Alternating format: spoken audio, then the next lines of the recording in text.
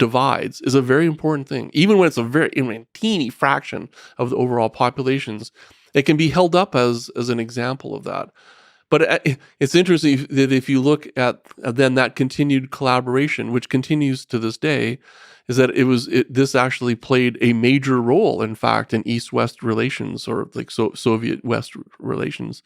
Is that back in the Reagan-Gorbachev days, which of course were interesting in themselves, of all kinds of changes happening, on both sides, right?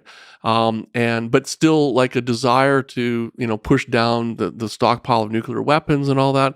Within that context, there was a fairly significant historic event that at one of the Reagan-Gorbachev summits is that they had really they didn't get there. Like, they couldn't figure out how to bargain to the point of some part of the treaty. I can't remember the details of it anymore.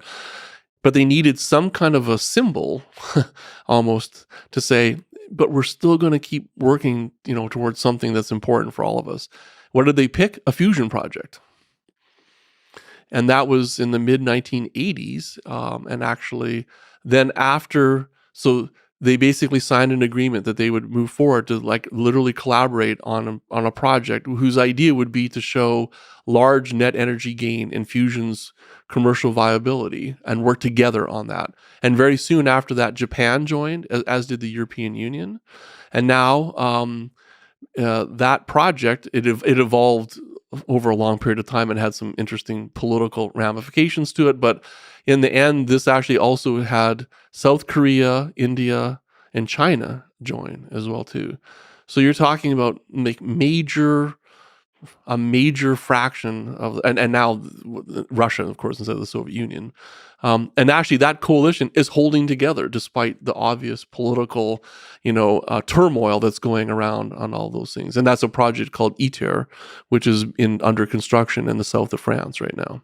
Can you actually link it, before we turn to the giant magnet and maybe even talk about Spark and the stuff all amazing stuff going on at MIT? What is ITER? What is this international nuclear fusion mega project being built in the south of France? So its scientific purpose is a worthy one, that it's essentially, in any fusion device, the thing that you want to see is more and more relative amounts of self-heating. And this is something that had not been seen, although we had made fusion reactions and we'd seen small amounts of the self-heating, we never got to a dominant. This actually goes to this QP business, okay? The goal of ITER, and it shifted around a little bit historically, but fairly quickly became, we want to get to a large amount of self-heating. So this is why it has its primary feature is to get to QP of around 10. And through this is a way to study this plasma that has higher levels of self-determination around on it. But it also has another feature, which was, let's produce fusion power at a relevant scale. And actually they're linked together, which actually makes sense when you think about it, is that because the fusion power is the heating source itself, this means that they're linked together. And so ITER is projected to make about 500 million watts of fusion power. So this is a significant amount. Like, this is what you would use, for powering cities. So it's not just the research, it is the development of really trying to achieve scale here. So self-heating and scale. Yeah. Yes. So this meant then too is the development of an industrial base that can actually produce the technologies like the electromagnets and so forth, and to do it with it is a tokamak. It is one of these, yes. But very interesting. It also revealed limitations of this as well too. Like what? Well, it's interesting is that it is clearly on paper and in fact in practice as well too. The world. And very different political systems, and you consider at least geopolitical or economic rivals or whatever you want to use, like working towards a common cause and one that we all think is worthy is very, like, okay, that's very satisfying. But it's also interesting to see the limitations of this. It's because, well, you've got 7, chefs in the kitchen. So what is this meant in terms of the speed of the project and the ability to govern it and so forth? It's just been a challenge, honestly, around this. And this is, it's very hard technically what's occurring, But when you also introduce such levels of, I mean, this isn't just me saying it. There's like GAO reports from the U.S. government and so forth. It's hard to like steer all of this around. And what that's tended to do is make it's not the fastest decision making process. My own personal view of it was interesting because you said about the magnet and Commonwealth fusion systems.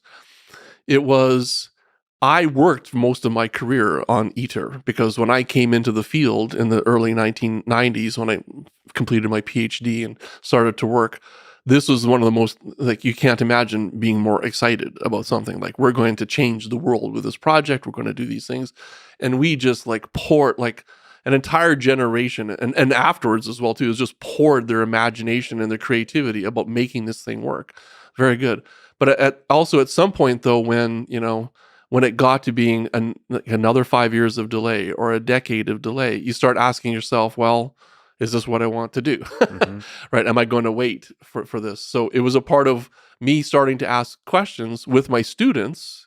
I was like, is there another way that we can get to this extremely worthwhile goal? But maybe it's not maybe it's not that pathway. And the other part that was clearly frustrating to me, because I'm an advocate of fusion. You asked me about, I was like, well, it's laser fusion or inertial fusion or magnetic fusion.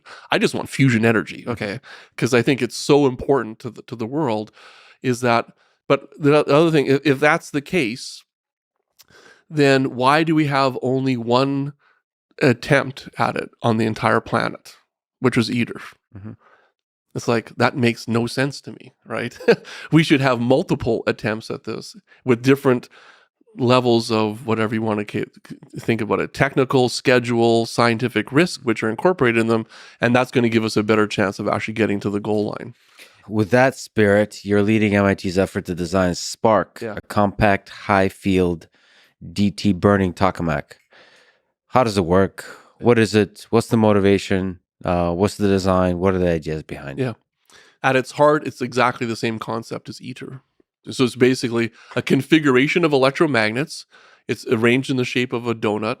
And within that, we would do the same thing that happens in all the other tokamaks, and including in ITER and in this one, is that namely you put in gas, make it into a plasma, you heat it up, it gets to about 100 million degrees. The differentiator in Spark is that we use the actual deuterium-tritium fuel, and because of the access to very high magnetic fields, it's in a very compact space. It's very, very small. What do I mean by small? So it's 40 times smaller in volume than ITER. Mm-hmm. But it uses exact